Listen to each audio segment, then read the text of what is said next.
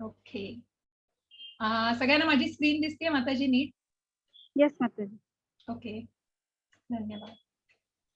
तर सगळ्यांचं परत एकदा खूप स्वागत आहे आजच्या या 18 दिवसाच्या आपल्या प्रवासामध्ये, या आध्यात्मिक अशा सुंदर प्रवासामध्ये, जिथे भगवद्गीता जशी आहे तशी जी आपण या गुरु परंपरेतून शिकणार आहोत. आणि त्याचं सुरुवातीला आज फक्त थोडा वेळ मी तुम्हाला काही माहिती देणार आहे, कारण आपण खूप त्याच्या वेळ न दवडता आज मी पहिला अध्याय सुद्धा सुरुवात करणार आहे. तर थोडंसं ओरिएंटेशन म्हणजे थोडंसं आपल्या या उपक्रमाविषयी थोडी माहिती, थोडी मंदिराविषयी माहिती आणि कशा प्रकारे हा उपक्रम चालणार आहे आणि काय याचं स्वरूप असणार आहे हे थोडक्यामध्ये मी तुम्हाला माहिती देते. तर थोडंसं इंट्रोडक्शन या माताजी माताजी, एक मिनिट, तुमचा व्हॉइस डिस्टर्बन्स आहे थोडा बॅकग्राऊंडला, चेक. तरी मी सगळ्यांना म्यूट केले. हा, एक सेकंड. एक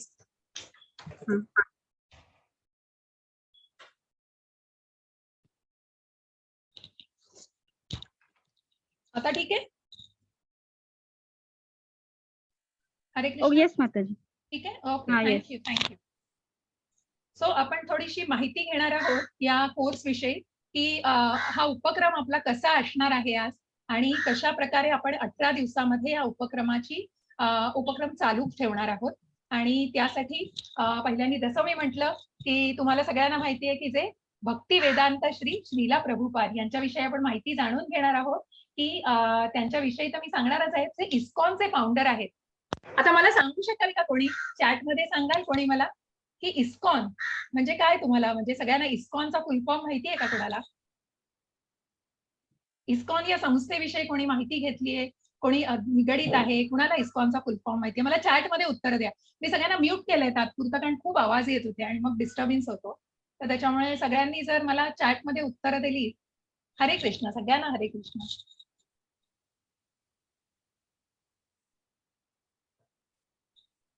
प्रयत्न करा आणि मला खूप आवडेल. आपल्याला छानपैकी एका फॅमिली सारखं, मस्त कुटुंबासारखं राहायचं आहे 18 दिवसामध्ये. तर त्याच्यामुळे मला खूप आवडेल. येस अमिता माताजी, international society of Krishna consciousness. खूप छान माताजी, खूप छान. ओके, सो खूप छान. आणि अशा प्रकारे एक मिनिट, काही ठीक आहे ना कनेक्शन माताजी? सो या इस्कॉनचे हे फाउंडर आहेत ते श्रीला प्रभुपाद. आणि या श्रीला प्रभुपादांविषयी आपण थोडं जाणून घेणार आहोत. या इस्कॉनची स्थापना कशी झाली आणि कशा प्रकारे या कृष्ण भावनेचा प्रसार प्रभुपादांनी केलाय हे तुम्हाला दिसताय चित्रामध्ये. हे परदेशामध्ये प्रभुपादांनी म्हणजे भगवंतांच्या नावाचा प्रसार केला आणि कशा प्रकारे यांनी हा प्रसार त्यांच्या माध्यमातून केलेला आहे. तर असे हे श्रीला प्रभुपाद इथे तुम्हाला चित्रात दिसतील डाव्या बाजूला, की जे 5 वर्षाचे असताना, फक्त वयाच्या 5व्या वर्षापासून त्यांनी कुठेतरी कृष्ण भावना त्यांच्या मनामध्ये जोपासलेली होती. आणि त्यांनी रथयात्रा, जगन्नाथ रथयात्रा सगळ्यांनी ऐकली असेल. त्या जगन्नाथ रथयात्रेसाठी त्यांनी आपल्या वडिलांजवळ हट्ट धरला आणि त्यांच्या वडिलांनी सुद्धा त्यांना त्या वयामध्ये सुंदर असा रथ आणून त्या जगन्नाथाची रथयात्रा त्यांनी केली आणि त्या रथयात्रेचे सुंदर असा उत्सव साजरा केला. आपल्या सगळ्या सवंगड्यांबरोबर त्यांनी उत्सव साजरा केला. अशी ही कृष्ण भावना त्यांच्या मनामध्ये वयाच्या 5व्या वर्षापासून जोपासली गेलेली. आणि त्याच्यानंतर मग भक्ती वेदांत सरस्वती आणि हे त्यांचे गुरु, की ज्यांनी 1932 मधनं त्यांच्याकडून दीक्षा घेतली. आणि ते आधी पूर्ण संसारामध्ये होते. प्रभुपदांनी पूर्ण म्हणजे ते प्रीचिंग करायचे, सगळ्यांना उपदेश करायचे. तुम्हाला इथे चित्रामध्ये दिसत असेल की ते वेगवेगळ्या सभा घेऊन आणि लोकांना सत्संग करायचे, वेगवेगळ्या मार्गातून लोकांना कृष्ण भावनेचा प्रसार करत होते. परंतु प्रत्यक्ष जेव्हा त्यांनी दीक्षा घेतली आणि त्यांच्या गुरूंच्या आदेशानुसार त्यांनी या कृष्ण भावनेच्या प्रसाराला पूर्णपणे स्वतःला झोकून दिलं त्याच्या. आणि मग कुठेतरी जसं आपण म्हणतो की वानप्रस्थाश्रम झाल्यावर जसं संन्यास आश्रम, तसं प्रभुपादांनी संन्यास घेतला होता. आणि असा संन्यास घेऊन 1965 साली ते न्यूयॉर्कला जायला निघाले. आपल्या गुरूंच्या आज्ञेवरून, की तू फक्त भारतामध्येच नव्हे आणि कुठेतरी खूप दुर्दैवाने तुमच्याबरोबर शेअर करावं लागतंय, परंतु भारतामध्ये प्रभुपादांना जेवढा पाहिजे तेवढा प्रतिसाद मिळाला नाही.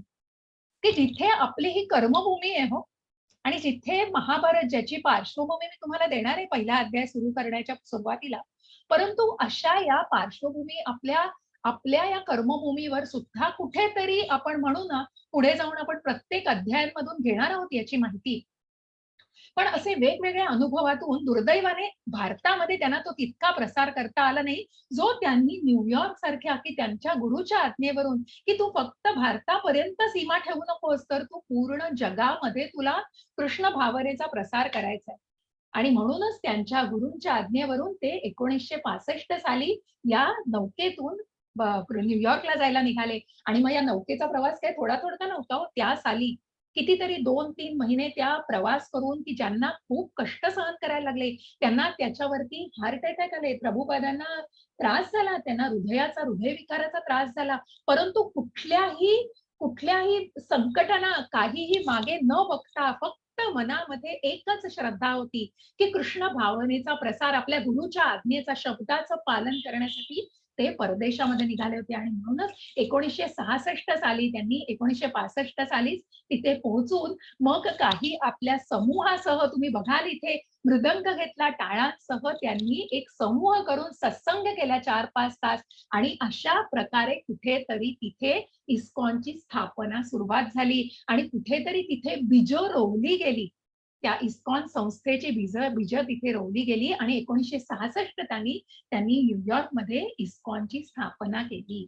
असे हे श्रीला प्रभुपाद, की ज्यांनी कशाचीही तमा बाळगली नाही. मनामध्ये फक्त एकच श्रद्धा होती, की कृष्ण भावनेचा प्रसार करायचा आहे, जगभर प्रसार करायचा आहे, आपल्या गुरुच्या आज्ञेचं पालन करायचंय. आणि म्हणूनच त्यांनी कधीही तहान भूक विसरून ही सगळी आपल्याला दिसतायत अत्यंत अशी ज्ञानयुक्त, ज्ञानाने परिपूर्ण अशी भरपूर पुस्तकं त्यांनी लिहिली. तिथे एक मॅगझिन चालू केलं, बॅक टू गॉडहेड, की परमेश्वर काय आहे, भगवंताला कसं जाणायचं आहे, भगवंतांनी काय आपल्याला ज्ञान दिलेलं आहे. आणि या सगळ्या भावनेचा, की जिथल्या लोकांना कृष्ण कोण आहे आणि महाभारत काय झालं आणि कृष्णाची पूर्णपणे माहिती, अगदी ओळख देण्यापासून जिथे सुरुवात होती, अशा ठिकाणी त्यांनी कृष्ण भावनेच्या प्रसाराला सुरुवात केली आहे. आणि पुढे जाऊन त्यांनी कुठलेही वाहनं, की ज्या मिळेल त्या गोष्टीमधून त्यांनी तिथे या प्रसारासाठी सुरुवात केलेली होती. आणि असे हे श्री श्री राधा गोविंद, ज्यांची ही मूर्ती, असं हे मंदिर श्री मंगलोरला, म्हणजे श्री राधा गोविंदांचं हे मंदिर मंगलोरला स्थित आहे, तिथे बांधलेलं आहे. अशा प्रकारे या इस्कॉनची स्थापना भरपूर ठिकाणी, की आपण थोडक्यात सगळं बघणार आहोत, की या इस्कॉन मंदिरांची जगभर स्थापना झालेली आहे. की युक्रेन म्हणू नका, साऊथ आफ्रिका म्हणू नका, न्यूयॉर्क म्हणू नका, की वेस्ट बंगाल, मग की वेस्ट बंगालमध्ये मायापूर, जिथे म्हणतात ना, की राजधानी अगदी इस्कॉनची, की जिथे मुख्यालय आहे इस्कॉनचं, ते मायापूर. हे मायापूर जिथे यात्रा केली गेली, आत्ताच इस्कॉनची यात्रा झाली यावर्षी सुद्धा मंगलोरकडून.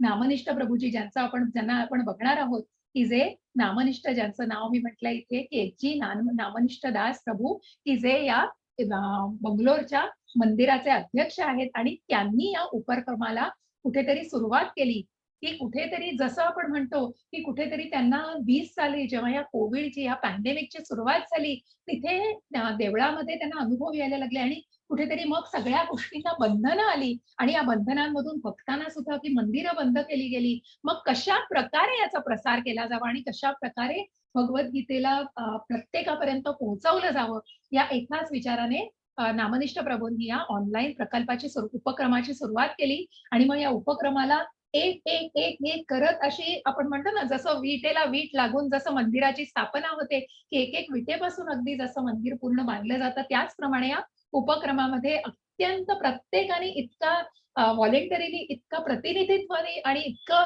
प्रोत्साहन आणि स्वतःच्या स्वेच्छेने इतका प्रतिसाद आणि इतकं सहभाग दाखवला, की ज्याच्यामुळे आज आपण या 25व्या बॅच मध्ये आहोत. आणि याची पूर्णपणे अगदी सगळं श्रेय इस्कॉनच्या टीमवर्कला जातो. आणि प्रभू नामनिष्ठ प्रभूजी जे आहेत त्यांना सादर प्रणाम करून, कारण त्यांच्या मार्गदर्शनाखाली आणि त्यांच्या परिश्रमाने या भगवद्गीतेच्या अध्ययनाला सुरुवात झालेली आहे. मग हे भगवद्गीता काय आहे हे आपण जाणणार आहोत. आणि ही जशीच्या तशी, आणि याला का भगवद्गीताच, मग भगवद्गीताच का बांधली जाते आणि का याचं शिक्षण घेणार आहोत, की ज्या महान थोर लोकांनी सुद्धा भगवद्गीतेला कशा प्रकारे सांगितलंय, की भगवद्गीता एक स्पिरिच्युअल डिक्शनरी आहे. ही एक कशा प्रकारे, की ज्यांनी, when I read Bhagavad Gita, a reflection about how God has created this universe, हे आईन्स्टाईनचे शब्द आहेत. महात्मा गांधींनी त्याच्याविषयी बोलून दाखवलेलं आहे. मग ही भगवद्गीता काय आहे? आणि कशा प्रकारे आपल्यापर्यंत पोहोचवली गेली आहे. मग या भगवद्गीतेचं महात्म्य काय आहे, गीतेचं महात्म्य काय आहे, हे थोडक्यात आपण जाणणार आहोत. आणि ते म्हणजे या गुरु परंपरेतनं आलंय. ही जी गुरु परंपरा तुम्हाला इथे दिसतीये, की हे श्रीला प्रभुपाद दिसतायत, त्यांचे गुरु भक्ती वेदांत सरस्वती महाराज आणि त्यांचे गुरु असे मी सगळ्या गुरूंची नावं तुम्हाला सांगेन. आणि असा हा शिष्य संप्रदाय आणि ही गौड वैष्णव परंपरा, ही या संप्रदायाखाली, जो वैष्णव संप्रदायाखाली आपण या गुरु परंपरेतून ही भगवद्गीता जशीच्या तशी आपल्यापर्यंत श्रीला प्रभुपादांनी पोहोचवलेली आहे. आणि प्रत्यक्ष भगवंतांच्या मुख कमलातून हे सगळे विचार आलेले आहेत. आणि याचं महात्म्य का आहे, कारण हे प्रत्यक्ष कुरुक्षेत्रावरती भगवान श्रीकृष्णांनी अर्जुनाला दिलेला हा 45 मिनिटाचा उपदेश आहे. भगवंतांनी कुठे अर्जुनाला एका कॉन्फरन्स रूम मध्ये नेलं नाही किंवा कुठे एका ठिकाणी नेऊन नाही, तर प्रत्यक्ष रणांगणावरती या भगवद्गीतेचा उपदेश झालेला आहे. आणि Gita is a vast book. A systematic study of Gita will take about an year. ही खूप कठीण आहे हो. 18 दिवसामध्ये मी फक्त स्पर्शून जाणार आहे त्या संवादाला. फक्त कृष्ण आणि भगवंत म्हणजे भगवान श्रीकृष्ण आणि अर्जुनामधला हा संवाद मी तुमच्यापर्यंत कुठेतरी पोहोचवणार आहे. कारण 18 दिवसात गीता शिकणं हे अशक्य आहे. कारण इतकी सखोल आहे, इतकी भगवद्गीता सखोल, की ज्याचा अभ्यास तुम्ही कराल आणि जर प्रत्येकाने ते पुस्तक असेल तर त्याचं तात्पर्य, जसं मी तुमचा अध्याय घेईन, ज्या दिवशी मी तुमचा तो अध्याय घेईन, प्रयत्नपूर्वक तुम्ही ते तात्पर्य वाचायचा प्रयत्न करा. आणि निश्चित वाचा, की ज्याप्रमाणे तुम्हाला त्या सखोल भगवद्गीतेचं आत्मसात करायला, ती गीता आत्मसात करायला खूप मार्गदर्शन मिळेल. माझा प्रयत्न पुरेपूर असणार आहे आणि मी इथे बसले की तुम्ही मला कुठल्याही शंका विचारा. परंतु हे जे काही विचारांची धार आहे, या विचारांचा फ्लो आहे, तो आपल्याला समजून घ्यायचा आहे. आणि म्हणूनच प्रिपेअर काय करायचंय तुम्हाला, तर तुम्हाला पुढच्या प्रवासासाठी तुमची तयारी करायची. हा एकच उद्देश आहे त्याच्यातनं. कारण 18 दिवसात, आणि म्हणूनच नामनिष्ठ प्रभूजींनी या ज्या काही स्लाइड्स बनवलेल्या आहेत, या स्लाइड्सच्या माध्यमातून प्रत्यक्ष स्लाइड्स बोलतात होते, की जे काही माहिती दिलेली आहे त्या स्लाइड मधून अत्यंत खुलासा होतो, त्याचं खूप क्लॅरिटी मिळते. आणि म्हणूनच त्या स्लाइडच्या माध्यमातून 18 दिवसामध्ये हा प्रत्येक अध्याय म्हणून प्रत्येक अध्याय एक दिवशी घेतला जाणार आहे. आणि मग या अध्यायामार्फत तुम्हाला त्याची पुढच्या प्रवासासाठी तुमची तयारी केली जाणार आहे, की तुम्ही पुढचं लेव्हल 2, लेव्हल 3 हे काय आहे त्याचं पण मी तुम्हाला माहिती देणार आहे. आणि मग ह्याचा ओव्हरव्ह्यू थोडासा, की प्रत्येक दिवशी 1 hour 1 day, हे इंग्लिशमध्ये आहे. थोडं मी प्रत्येक तुम्हाला मराठीमध्ये माहिती देते, कारण आपल्याकडे बेसिक एक स्टँडर्ड आम्ही इंग्लिशमध्ये तयार केलं, त्याच्यामुळे हे सगळे इंग्लिशमध्ये स्लाइड्स आहेत. आणि मग प्रत्येक दिवशी एक अध्याय घेतला जाणार आहे. मग त्याचे जे काही महत्वाचे श्लोक आहेत आणि त्याचं जे सार आहे, त्या अध्यायाचं जे काही सार आहे, भगवंतांनी जो काही उपदेश केलेला आहे, त्या की ऍस्पेक्ट्स म्हणजे ते महत्वाचे मुद्दे तुम्हाला स्पष्टपणे सांगितले जातील. मग आपण निश्चितच प्रत्येक सेशनच्या शेवटी आपण प्रश्न उत्तरासाठी निश्चित वेळ देणार आहोत. प्रत्येक अध्यायाच्या शेवटी आपण थोडा वेळ, 15 मिनिटं, 20 मिनिटं, जे काही तुम्हाला हवे असतील. आणि म्हणूनच शार्प 11ला मी अध्ययनाला सुरुवात करणार आहे. रोज 10:50 ते 11 आपलं संकीर्तन होईल आणि त्यानंतर 11 वाजता शार्प अध्ययन वर्गाला सुरुवात होणार आहे. आणि त्याच्यानंतर महत्वाची गोष्ट म्हणजे, ज्यांना सगळ्यांना स्वेच्छेने केलं तर चांगलंच आहे. माताजी 1 मिनिट. हा, माताजी स्क्रीन दिसत नाहीये. मे बी काहीतरी नेटचा इश्यू आहे वाटतं तुमच्याकडे बघा. हो, अच्छा. स्क्रीन पण नाही माझं दिसत आहे. नेटवर्क तर पूर्ण दाखवतंय. 1 मिनिट. हा, आणि माझ्याकडे पण आणि बऱ्याच लोकांच्या चॅटमध्ये स्क्रीन ओके दिसत ओके, नाहीये. 1 मिनिट 1 मिनिट. हा,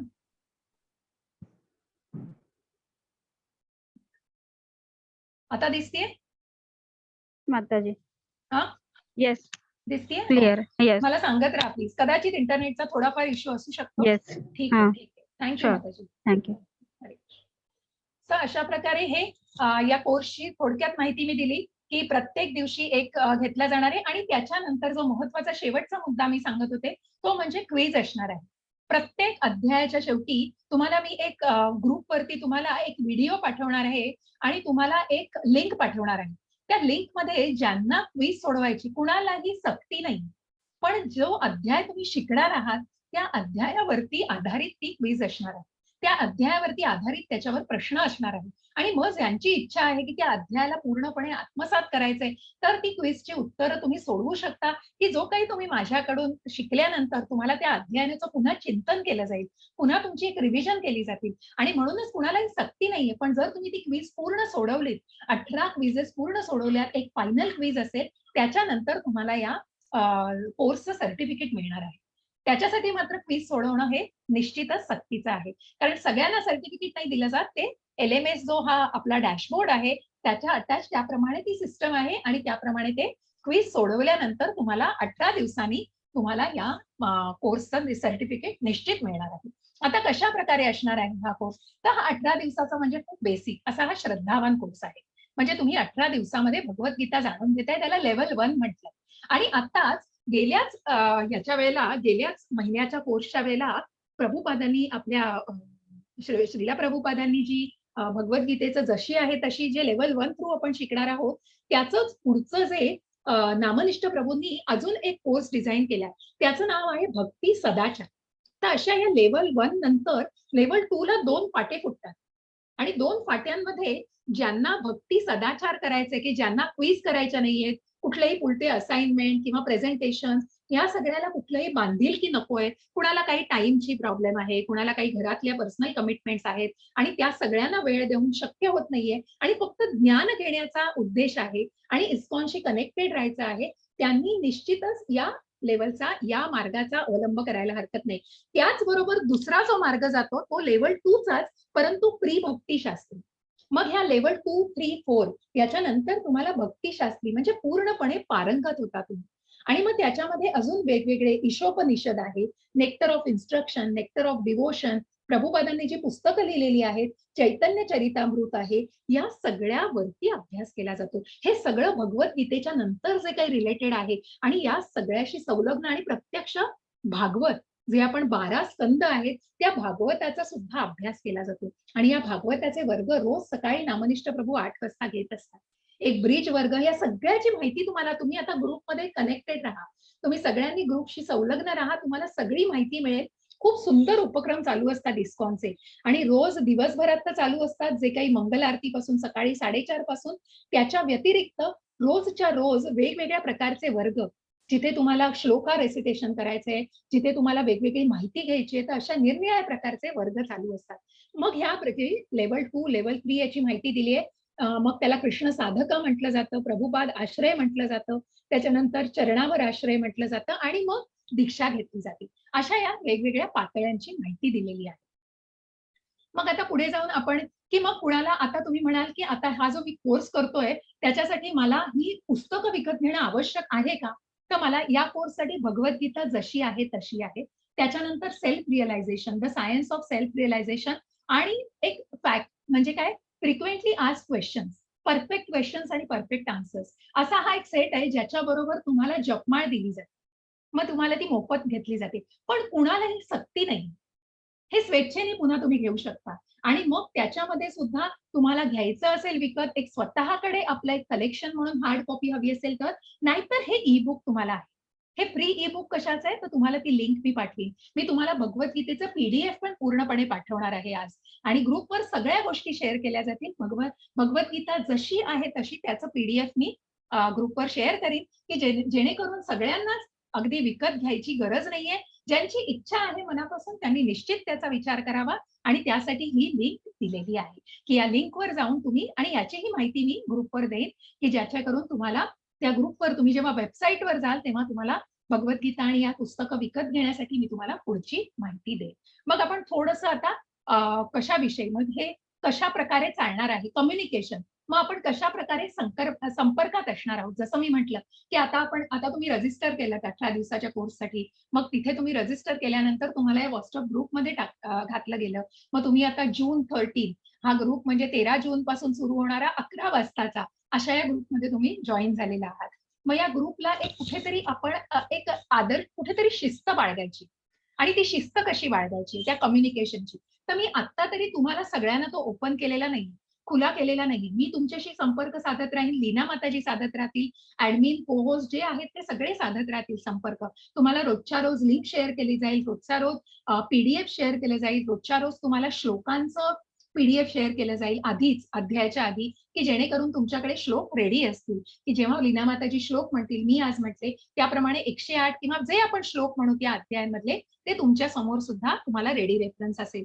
म्हणून त्याच्याबरोबर काय करायचंय तर रिमेंबर टू बी कन्सिडरेट. मग प्रत्येकाने जेव्हा मी ओपन करीन तेव्हा प्रत्येकाने ग्रुप कम्युनिकेशन जो संपर्क साधायचा आहे तो सुद्धा एक आदरपूर्वक, आणि जे काही कुठल्याही प्रकारचे अपशब्द कुठल्याही प्रकारच्या या गोष्टी अजिबात चालणार नाहीत आणि त्याविषयी एक ऍक्शन घेतली जाते. मग नामनिष्ठ प्रभू हे प्रत्येक ग्रुपमध्ये आहेत, या प्रत्येक व्हॉट्सअप ग्रुपमध्ये त्यांचे ऍडमिन, मंदिराचे ऍडमिन असतात आणि आमचे काही रूल्स आहेत त्याप्रमाणे हे सगळ्यांना रिपोर्ट केलं जातं, नाही तर तशा प्रकारे ती तक्रार केली जाते. आणि माझी ही पूर्णपणे खात्री आहे हो, आपण या आध्यात्मिक अशा सुंदर प्रवासामध्ये आहोत, त्यामुळे हे एक मी औपचारिकता म्हणून तुम्हाला सांगते, परंतु मला पूर्ण खात्री आहे की तुम्ही या सगळ्या या प्रवासामध्ये आलेले आहात हे फक्त एक ज्ञानार्जन घेण्यासाठी, आणि म्हणूनच फक्त ज्ञानार्जन आणि अध्ययन हा एकच त्याचा उद्देश असणार आहे. फक्त एक औपचारिकता म्हणून मी ही सगळी माहिती तुम्हाला देतेय. जसं मी तुम्हाला म्हटलं की टीचर्स आणि ऍडमिन्स म्हणजे मी प्रत्यक्ष तुमची अध्ययन शिक्षिका पूजा राहते, पूजा माताजी, आणि लीना माताजी आपल्या बरोबर आहेत, लीना कापसे माताजी, त्याच्यानंतर सिंधू माताजी आपल्या बरोबर असणार आहेत. हे माताजी एक सगळे मिनिट. पुन्हा गेली माताजी का स्क्रीन? हा, नाही, नाही. व्हॉइस क्लिअर आहे. काही जणांचा मेसेज येतोय चॅटमध्ये की व्हॉइस ब्रेक होतोय. त्यांनी त्यांचा थोडा नेटचा इश्यू असेल तर ते चेक करून घ्यावं. मला त्यांना सांगावसं वाटत होतं. हा, तुमचा मग व्हॉइस माताजी क्लिअर आहे. सगळ्यांनी ऐकून घ्या. लीना माताजींनी सांगितलंय कारण हां. माझा आवाज, कारण इथे मला इंटरनेट पण पूर्ण दिसतंय आता, येस, त्यामुळे क्लिअर आहे. इंटरनेट व्हॉइस क्लिअर क्लिअर आहे आहे. ना. तर तुम्ही येस. प्लीज प्रत्येकाने थोडंसं रिबूट करून बघा. कधी कधी इश्यूज असतात इंटरनेटचे, प्रयत्नपूर्वक. आणि काही काळजी करू नका, थोडंफार जरी असलं तरी मी माहिती तुम्हाला ग्रुपवर सुद्धा सांगणार आहे, तुम्हाला रेकॉर्डिंगही दिलं जाणार आहे. पण प्रयत्न हा आहे की प्रत्येकाने लाईव्ह तर यायचंच आहे. फक्त काही कारणाने नाही जमणं वेगळी गोष्ट आहे. पण काळजी करू नका, ही सगळी माहिती मिस आउट होणार नाही तुमची. हा पीडीएफ पण मी तुम्हाला शेअर करणार आहे ग्रुपवरती. तर जाणून घ्या की कशा प्रकारे मग प्रत्येकाने याच्या प्रतिक्रिया कशा दिल्या आहेत, 18 दिवसाचं आम्ही काय शिकलो याच्यातनं, आणि आम्हाला कशा प्रकारे या गोष्टीचं की कितीतरी जणांमध्ये कसे मानसिक बदल झालेले आहेत, आपल्या स्वतःच्या आचरणामध्ये, विचारांमध्ये कशा प्रकारे बदल होतात, त्या प्रतिक्रिया. हे मी थोडंसं लवकर जातीये जरा, ह्याच्यावर खूप वेळ घालवत नाही, कारण ही सगळी औपचारिकता आहे थोडीशी. मुख्य जे मुद्दे आहेत, आता हे झूम क्लास आपण रोज या लिंकवर भेटणार आहोत. तर ही लिंक लीना माताजी रोज तुम्हाला शेअर करणार आहेत. या लिंकचे डिटेल्स रोज सेमच राहणार आहेत, तरी पण न चुकता तुम्हाला रोज लिंक शेअर केली जाईल. त्याचा जे काही त्याचं टीजर आहे त्याच्याबरोबर त्याची माहिती दिली जाईल. परंतु प्रत्येकाने एक रिस्पेक्ट बाळगावा. प्रत्येकाने ही अध्ययन करताना एक प्रकारचं की आपण हे गीतेचं अध्ययन करतो आहोत, त्याप्रमाणे कुणालाच हे मुलांना सांगण्याची थोडी गरज पडते हो, पण मला नाही वाटत. पण मी जसं म्हटलं की एक औपचारिकता म्हणून ते सगळ्यांना सांगते की प्रत्येकाने एक शिस्त पाळा आणि त्याप्रमाणे या अध्ययनाला आदरपूर्वक हे करा, ट्रीट करा. आणि मग त्याच्यानंतर जसं मी म्हटलं तुम्हाला की तुम्हाला क्वेश्चन आन्सर्स, मग शक्यतो मी तुमच्याशी इंटरॅक्टिव्ह करावे, मी तुम्हाला सगळ्यांना अनम्यूट करेन परत. आपण बोलत राहूया, पण फक्त तुमचे जे मनातले प्रश्न असतील ना ते थोड्या वेळासाठी तुम्ही पेशन्स ठेवत जा, अध्याय संपेपर्यंत. आणि मग अध्याय संपल्यानंतर निश्चित तुमचे प्रश्न मी घेणार आहे. कुणालाही निराश होऊ देणार नाही, कुणाचंही मनात शंका तशाच राहणार नाहीयेत.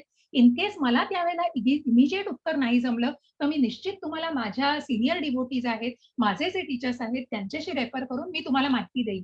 मी इथे बसली आहे ती माझा सुद्धा अभ्यास पुढच्या अध्ययनाचा चालू आहे.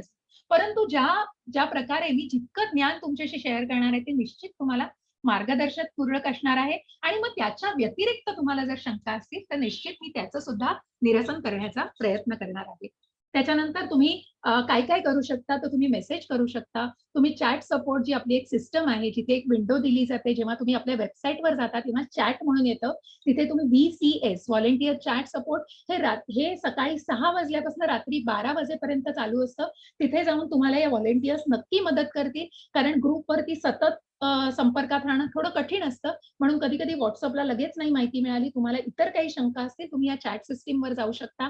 नाहीतर प्रत्यक्ष नामनिष्ठ प्रभूंनी सांगितलं की कोणीही तुम्हाला काही उत्तरं नाही दिली तर मला डायरेक्ट ईमेल टाका, आणि नामनिष्ठ प्रभूजींचा ईमेल ऍड्रेस सुद्धा मी शेअर करणार आहे तुमच्या बरोबर. मग कशा प्रकारे, मग थोडंसं आपण जसं आता मी तुम्हाला म्हटलं, इस्कॉन जी International Society for Krishna consciousness, मग ही सगळी संस्था आहे आणि हे सगळं जे काही मंदिरं ही फक्त कृष्ण भावनेने, आणि भावनेच्या प्रसाराच्या माध्यमातून हे तयार झालेलं आहे. मग याच्यावर खूप योगदान दिलंय. प्रत्येकाने स्वतःचं योगदान दिलेलं आहे. मग कुणालाही सक्ती नाही. हा सगळा तुमचे जे अध्ययन वर्ग आहेत ते सगळे मोफत असणार आहेत. तुम्हाला कुठल्याही प्रकारचं कुठलंही शुल्क द्यावं लागणार नाही. परंतु ज्याची कोणाची ज्यांना कोणाला शक्य आहे त्यांनी निश्चितच तुम्हाला या लिंक शेअर केल्या जातील. त्यांनी प्रत्येकाने स्वेच्छेने ज्याची त्याची इच्छा असेल की आध्यात्मिक आणि धार्मिक ज्या काही गोष्टींसाठी मग वेगवेगळ्या प्रकारच्या सेवा आहेत, लाईफ मेंबरशिप आहे, मग तुम्ही डोनेशन. आता आपलं खूप सुंदर मंदिर तयार होतंय. नामनिष्ठ प्रभूजींचं आता खूप सुंदर हे स्वप्न आहे अध्यक्षांचं, आणि हे खूप सुंदर असं एक मंगलोरला मंदिर तयार होतंय. आणि या मंदिराची स्थापना करण्याचा उद्देश पण खूप सुंदर आहे. प्रत्येकाला खूप सुविधा मिळणार आहेत. तिथे राहण्याची सोय आणि अध्ययन वर्ग प्रत्यक्ष घेतले जाणार आहेत. आणि अशा प्रकारे अशा सुंदर मंदिराची रचना आहे. आणि ते मंदिर एक थोड्याच दिवसामध्ये बांधून तयार होत आहे. तर त्यासाठी सुद्धा निधी गोळा केला जातोय. तर प्रत्येकाला कुणालाही सक्ती नाहीये. या सगळ्या लिंक्स तुमच्या बरोबर शेअर केल्या जातील. आणि निश्चित तुम्ही जर इच्छा असेल तर तुम्ही त्या लिंकवर जाऊन डोनेट करू शकता. आणि त्या प्रकारे मग ह्या डोनेशन्स करताना सुद्धा तुम्ही थोडं अलर्ट राहा की इस्कॉनचे जे काही डोनेशन्स ते आपल्या ग्रुपवरच येतील. तुम्हाला कुठले तरी SMS येतील, कुठलंही काही, तर प्लीज तुम्ही ते व्हेरिफाय करा. ते मंगलोरचंच आहे की नाही. तुम्ही ग्रुपवर मला टाकू शकता किंवा लीना माताजी आम्हाला कोणाला आम्ही व्हेरिफाय करू टेक्निकल टीम कडून, आणि मगच तुम्ही पुढे जा. त्याच्यामुळे अशा प्रकारचे आपण म्हणतो जशा व्यक्ती, खूप प्रकारच्या प्रकृती आणि व्यक्ती या जगामध्ये आपल्याला बघायला मिळतात. मग विकृत डोकी सुद्धा असतात. आणि मग ही विकृत डोकी काय करतात, तर अशा माध्यमांचा गैरफायदा घेतात कुठेतरी स्वतःच स्वार्थ साधण्यासाठी. आणि म्हणून असे स्पॅमर्स असतात, खूप स्पॅमर्स फिरत असतात याच्यामध्ये. आणि म्हणून आपल्याला खूप अलर्ट राहायला लागतं, सावध राहायला लागतं. आणि म्हणूनच कुठल्याही प्रकारचा गैरवापर केला गेला नको. हे सगळे डिटेल्स सुद्धा तुमच्याशी शेअर केले जातील वेबसाईटवर. त्यानंतर आपण येणार आहोत की थोडीशी या YouTubeवर मग कशा प्रकारे आपण सोशल मीडिया थ्रू, मी 11:30 पर्यंत संपायचा प्रयत्न करणार आहे, कारण मला पहिला अध्याय सुरू करायचा आहे. आणि नंतरच्या या शंका मी तुमच्या घेणार आहेत काही अध्यायाच्या असतील तर. तर त्याप्रमाणे आपण Facebookवर आहोत, Instagramवर आहोत, या सगळ्या सोशल मीडिया थ्रू आपण कनेक्टेड आहोत. आणि त्याच्यानंतर मग या वेगवेगळ्या लँग्वेजेस थ्रू आता मी तुम्हाला जी माहिती देणार आहे, त्या क्विज रिलेटेड जी माहिती आहे त्याची लिंक मी तुम्हाला शेअर करणार आहे. आणि मग इथे तुम्हाला दिसेल की प्रत्येक, इथे मराठी ही लँग्वेज नंतर आलेली आहे. आता ही खूप सुरुवातीचं आहे, कारण सुरुवातीला मी तुम्हाला जसं म्हटलं की हे छोट्या मुलाप्रमाणे अक्षरशः वाढत गेलेलं आहे. आणि त्याप्रमाणे त्याची वाढ म्हणजे थोडा थोडा थोडा थोडा करून त्याच्यामध्ये बदल करून करून याला पुढे आणलेलं आहे. आणि आता याच्यात टेक्निकली पण खूप सुंदर सुविधा दिल्या गेलेल्या आहेत. आणि त्याप्रमाणे तुम्ही हे जसं तुम्ही कोर्स जॉईन केला त्याप्रमाणे जसं मी म्हटलं, तुम्ही पुस्तकं विकत घ्यायला या माध्यमाचा उपयोग करू शकता. त्याच्यानंतर आपण सुंदरसं प्रार्थना म्हटलेली आहे. आणि या सुंदरच्या प्रार्थनेनंतर पंचतत्व मंत्र, त्याचं महत्व मी तुम्हाला अध्यायामध्ये सांगणार आहे. हा जो पंचतत्व मंत्र काय आहे, श्री कृष्ण चैतन्य प्रभू नित्यानंद श्री अद्वैत गदाधर श्री वासादी गौर भक्तवृंद. आणि मग आपण जी प्रार्थना म्हणतो त्याच्याबरोबरच हे कृष्णा करुणा सिंधो दीनबंधो जगतपते गोपेसा गोपिका कांता राधा कांत नमोस्तुते. आपण ही प्रार्थना, आणि जी आम्ही सुरुवातीला मी माताजींनी म्हटली प्रार्थना, अज्ञानंतिमिरांधस्य ज्ञानांजन शलाकया चक्षुरुन्मीलितं येन तस्मै श्री गुरुवे नमः. ओम अज्ञान म्हणजे आम्ही या अंधकाराच्या मार्गातून कुठेतरी आम्हाला आता प्रकाश मिळतोय, आणि या गुरूंकडून आम्हाला हा प्रकाश मिळतोय. हा दिव्य ज्ञानाचा मार्ग खुला केला जातोय. आणि यासाठीच ही प्रार्थना सुरुवातीला म्हटली जाते.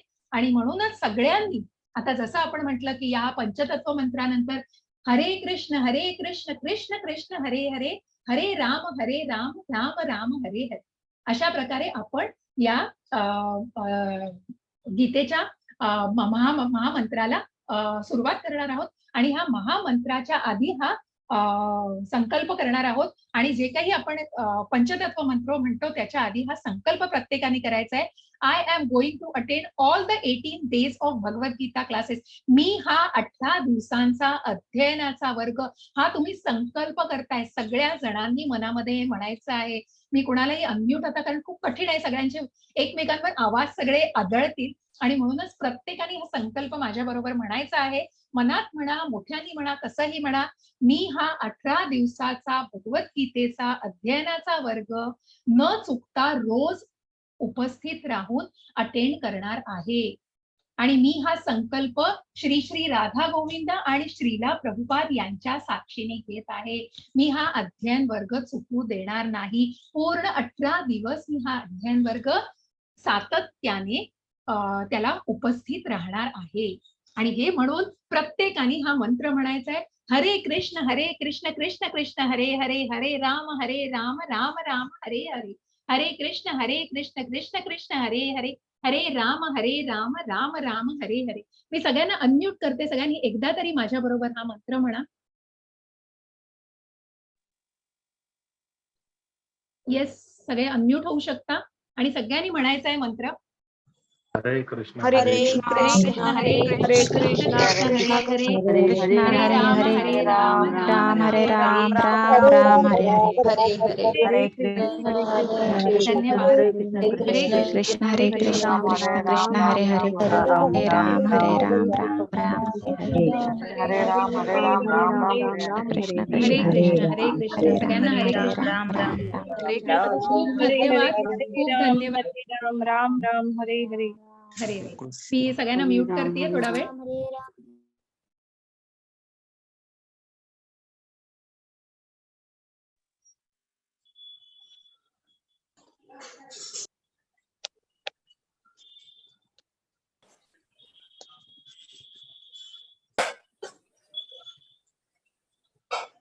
आवाज झाला तुमचा.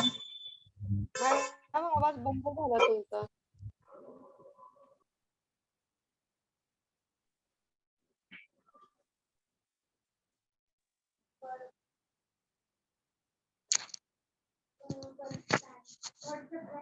हॅलो माताजी, आवाज येत नाही तुमचा. म्यूट झाली. हा, येस, आता येतोय. येस. हरे कृष्ण. मी सगळ्यांना म्यूट केलंय. मला सगळ्यांनी हँड रेस करा, पण मला थोडा वेळ द्या, कारण आपल्याला जर आजचा हा अध्याय घेऊन आपल्याला पहिल्या अध्यायाला सुरुवात करायची आहे. त्याच्यामुळे मी सगळ्यांची प्रश्न उत्तर घेऊन मला फक्त थोडासा वेळ द्या. आणि मी तुम्हाला काही जे काही नेहमी विचारले जाणारे प्रश्न आहेत. लीना माताजी, येतोय आवाज व्यवस्थित? हरे कृष्ण. येस, क्लिअर माताजी. येतोय ना? तर ठीक आहे. मी थोडेसे प्रश्न हे थोडेसे क्विकली येते की कुठली पुस्तकं मी ही कधी कुठे विकत घेऊ शकतो, ही सगळी माहिती तुम्हाला ग्रुपवर दिली जाणार आहे. हा तुम्हाला भगवद्गीता विकत घेण्याचा हा एक लिंक आहे. ती लिंक तुम्हाला ग्रुपवर शेअर केली जाईल. हे सगळे डिटेल्स केले जातील. व्हॉट डज एक्झॅक्टली मीन, की हे सर्टिफिकेट मला मिळणार आहे, तर या सर्टिफिकेटचा मला काय उपयोग होणार आहे आणि मी कशा प्रकारे मिळवू शकणार आहे. Is it mandatory to me to get it after the course? नाही, कुणालाही सक्ती नाहीये, तुमच्यावर आहे. तुम्हाला सर्टिफिकेट मिळवून तुमच्याजवळ एक कलेक्शन म्हणून हवं असेल तर तुम्ही क्विज सोडवा, आणि त्या क्विजच्या सोडवल्यानंतर तुम्हाला सुरुवातीला थोडे टेक्निकल प्रॉब्लेम्स येतील, कारण शेवटी तुम्हाला माहितीये हे टेक्निकल गोष्टी थोड्याशा, जसं आपण आता इंटरनेट इश्यू फेस करतो तसे टेक्निकल प्रॉब्लेम्स चालू असतात. पण तुम्हाला निश्चित तुमच्या सगळ्या क्विजेसची उत्तरं देता येतील, आणि ही पण कुठलीही सक्ती नाहीये. What is the level of difficulty of exam to be awarded to the certificate? तर प्रत्येकाला जी क्विज देताना, मग तुम्ही क्विज देताना ती अनलिमिटेड देऊ शकता. मग तुम्हाला वाटलं 4च प्रश्नांची उत्तरं आली आहेत, 5च प्रश्नांची, तर तुम्ही पुन्हा पुन्हा देऊ शकता. मग तुम्ही 80% पास होईपर्यंत ती उत्तरं देऊ शकता. त्यामुळे उद्देश काय आहे मला सांगा, की फक्त स्वतःला पडताळून बघा की तुम्हाला किती आत्मसात केलं. कुणाला काही प्रूव्ह करायचं नाहीये दाखवून की मला 10 मार्क, पण कुठेतरी तुमचं चिंतन होणार आहे, कुठेतरी तुमच्या त्या अध्ययन वर्ग, तुम्ही केलेल्या अध्ययनाचं आत्मसात केली जाणार आहे तुमच्याकडूनच, आणि तितकं निश्चित लक्षात घ्या. I am not familiar with the internet. मग तुम्हाला कुणाला इथे बरेच वयस्कर लोक सुद्धा असतील की ज्यांना इंटरनेट, झूम किंवा ऑनलाईन कोर्सेस विषयी पटकन कळत नसेल, काही गायडन्स हवा असेल, तर निश्चित प्रत्येकाने तुम्हाला ऍडमिन्स आहेत. लीना माताजी आहेत, मी आहे, सिद्धू माताजी आहेत. आपल्याकडे अजून पण आपला पूर्ण मराठी व्हॉलंटियर्सचा एक छान ग्रुप आहे. आमच्या एक ग्रुपवरती आम्ही जाऊन ते प्रश्न विचारतो. आमची टेक्निकल टीम आहे वेगळी. जे तुमचे प्रश्न असतील ते सगळे फॉरवर्ड केले जातील आणि तुमच्या सगळ्या शंकांचं निरसन केलं जाईल. तुम्हाला गाईड केलं जाईल. झूम कोणाला माहिती नसेल, कुणाला झूम लिंकवर जायचा अजूनही प्रॉब्लेम येत असेल, त्याची काही माहिती विचारा, निश्चित तुम्हाला सगळी माहिती दिली जाईल. याच्या आधी मी कधी कोर्स अटेंड केलेला नाहीये. मला भगवद्गीता कळेल का? येस, भगवद्गीता शिकायला कुणालाही कुठलंही रेस्ट्रिक्शन नाहीये, कुणालाही कुठलीही बांधिलकी नाही, कुणालाही कुठलंही बंधन नाहीये. तुम्ही जसे आहात तसे भगवद्गीता शिकायला या. तुम्हाला संस्कृत आलं पाहिजे, श्लोक वाचता आले पाहिजेत, मराठी नीट आलं पाहिजे, सगळं कळेल तुम्हाला. प्रयत्न हाच आहे तुमच्यापर्यंत तो संवाद पूर्णपणे पोहोचवायचा 18 दिवसामध्ये. आणि अशा प्रकारे आपल्या स्लाइड्स पण तुम्ही सुंदर बघणार आहात की ज्याच्या मार्फत निश्चित त्या स्लाइड्स तुमच्याशी बोलतील आणि तुम्हाला खूप सुंदर पद्धतीने ते समजावून दिलं जातील. I am not sure if I am really eligible for the programme, as I have never read Bhagavad Gita and attempted any spiritual. म्हणजे आतापर्यंत मी भगवद्गीता वाचली नाहीये, कुठला आध्यात्मिक वर्ग मी केलेला नाहीये आणि मी मध्येच भगवद्गीता जर मला ते माझं नाही समजली तर मी भगवद्गीता लगेच वर्ग हे सोडून देऊ का? नको. मी माताजी एक सांगितलं मिनिट, माताजी हा काही लोकांना व्हॉइसचा इश्यू आहे, तर त्यांना सांगा की त्यांचा इंटरनेट इश्यू असेल तर चेक करायला, कारण व्हॉइस क्लिअर आहे. आपण एक काम करूया, ग्रुपवर टाकूया. सगळ्यांना माझी विनंती आहे, मी सगळ्यांना ग्रुपवर काही चॅट आले आहेत का तुमच्याकडे माताजी? मी सगळ्यांना एकदा ह्याच्यावर पण टाकते. आता हे इश्यू येत राहणार, पण आपण ग्रुपवर टाकूया की तुम्ही please check your internet. Yes yes yes. Hare Krishna, please check your. बाकी व्यवस्थित येतोय ना माझा मला आवाज? चॅट विंडो, हा तुमचा व्हॉइस क्लिअर आहे, पण मला चॅट विंडो दिसत नाहीये मला. अच्छा, मी बघते एकदा. येत आहे आवाज. सागर Yes, प्रभूजी voice- म्हणाले हा सगळ्यांना yes. येतोय आवाज. आता सांगतायत ते येतोय आवाज. Yes, आता yes. येतोय आवाज. ठीक आहे ठीक आहे. काहींना येत नव्हता, आता येतोय आवाज हा. म्हणाले. ठीक आहे. Yes. ते इंटरनेटचाच इश्यू असणार आहे. ठीक आहे. आपण त्यांना सांगितलंय, त्याच्यातनं बघूया. ठीक. सो कोणीही, मी तुम्हाला सांगू इच्छेन की कोणीही सोडायची घाई करू नका वर्ग. तुम्हाला भगवद्गीता वाचली नाहीये, तुम्ही कुठलाही आध्यात्मिक प्रवास केला नाहीये, आध्यात्मिक वाचन केलं नाहीये, काही हरकत नाही. मी स्वतःच्या अनुभवावरनं सांगते. 15 वर्ष माझ्या घरी भगवद्गीता होती, पण मी त्याचं वाचन केलेलं नव्हतं. कारण कुठेतरी मनात हाच किंतु परंतु होता की मला भगवद्गीता समजेल का? मी वाचू शकेन का? मला कळेल का? इथपासून सुरुवात होती. पण मी माझ्या अनुभवावरून 2 वर्षात तुम्हाला सांगते की तुम्हाला निश्चित कुठेतरी आपण 5% आता मी स्वतःला कुठेतरी फक्त 5% आता मी आत्मसात केली असं समजते. अजून खूप सखोल आहे. भगवद्गीता 18 वेळा वाचल्यानंतर आत्मसात होते असं लिहून ठेवलेलं आहे. कारण एकदा वाचून, दोनदा वाचून, तीनदा वाचून, चारदा वाचून नाही. कारण इतकी सखोल आहे. भगवंतांनी इतके सुंदर विचार लिहून ठेवलेले आहेत आणि इतके सुंदर माध्यम, इतके सुंदर खुलासे आणि उदाहरणं दिलेली आहेत की आपल्याला जाणणं, आपल्याला तेवढी पातळी निश्चित वेळ लागेल, पण काळजी करू नका आणि गुड बाय तर नक्की करू नका. सोडू नका. कुठेतरी पेशन्स ठेवा. 1 अध्याय, 2 अध्याय, 3, 4 याच्यावरून तुम्हाला नाही कल्पना येणार. जेव्हा तुम्ही एका वेळेला पूर्ण 18 दिवस ते ऐकाल, मग काही वेळेचा कन्स्ट्रेंट असेल, कुठले इतर प्रॉब्लेम्स असेल, प्लीज आमच्याशी बोला. आम्हाला ग्रुपवर सांगा. तुम्हाला हा वर्ग नाही अटेंड करता आला तर 7 वाजता अन्वया माताजींचा वर्ग आहे. तुम्ही अन्वया माताजींचा वर्ग अटेंड करू शकाल. ज्यांना 7चा नाही करता आला ते इथे येऊ शकतात. आम्ही अशीही सोय करणार आहोत. आम्ही तुम्हाला ती पण लिंक शेअर करेन.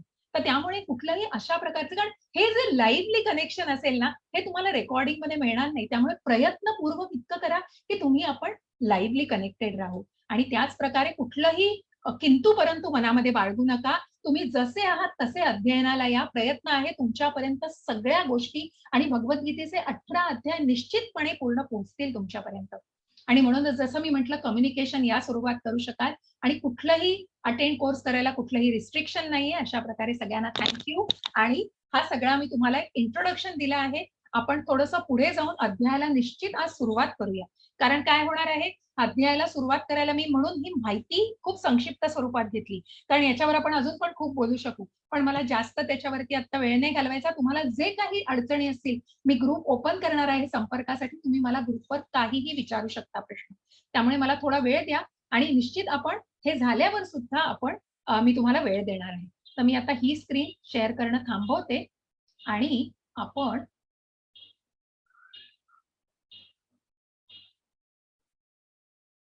हरे कृष्ण माताजी, माझी स्क्रीन दिसतीये का? नाही माताजी. नाही ना. हा, एक मिनिट. ओके, ठीक आहे. हा, एक मिनिट. हा, येस. आता दिसतीये? विजिबल. येस येस माताजी. हो. येस. Okay, great. आता आवाज आहे क्लिअर, स्क्रीन दिसतीये? येस सगळ्यांना माताजी. चॅट मध्ये व्हॉइस मला क्लिअर. सांगा, कोणाला चॅट व्हॉइस ब्रेक होतोय, आवाज क्लिअर आहे? Very good. Bhumika voice Mataji, clear. Screen is visible. Very good. Thank you so much Mataji. Okay, great. So Shri Radha Govind यांची सुंदर मूर्ती आपण बघतो आहोत. त्यांचे आपण आशीर्वाद घेऊया परत एकदा. आणि आता या प्रत्यक्ष अध्ययन वर्गाला आपण सुरुवात करतो आहोत.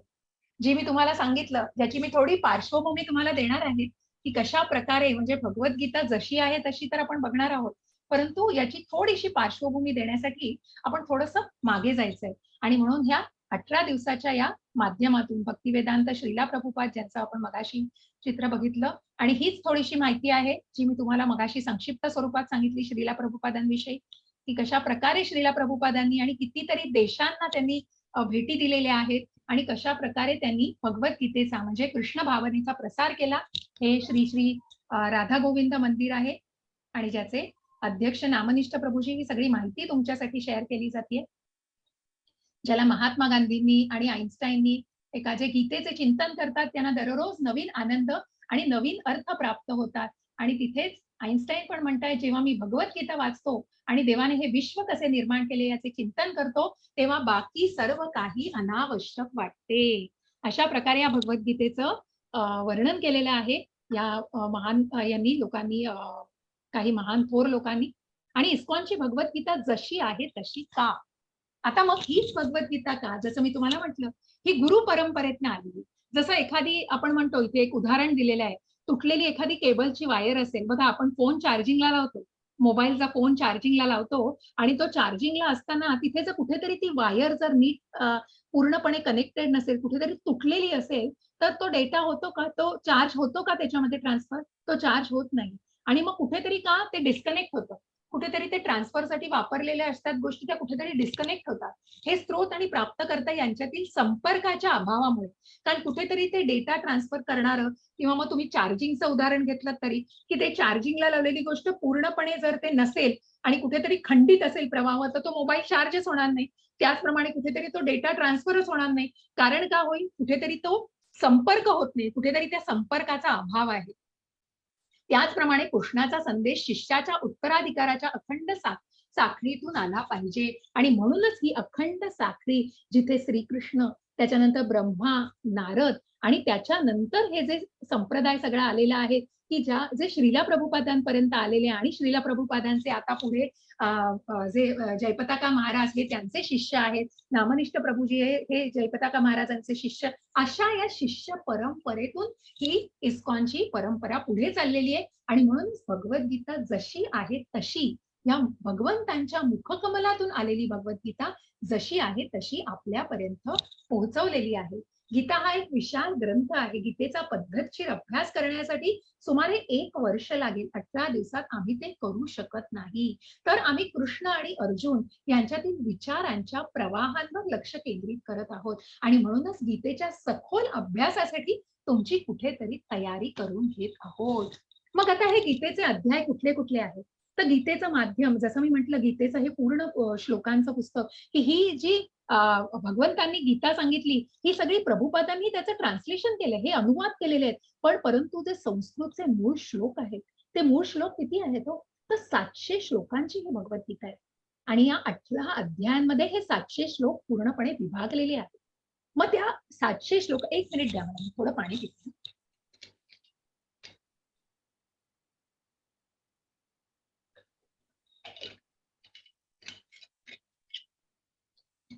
मग या 700 श्लोकांमध्ये 575 श्लोक हे भगवंतांच्या मुखकमलातून आलेले आहेत.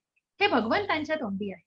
83 श्लोक प्रामुख्याने 1 ते 11 अध्याय, 12 इतर अध्यायांमध्ये फक्त 28, पण असे 83 श्लोक अर्जुनाने म्हटलेले आहेत. अर्जुनांचे प्रश्न येतो, अर्जुनाला पडलेली मनात सगळे प्रश्न जे भगवंतांना त्यांनी विचारलेले आहेत.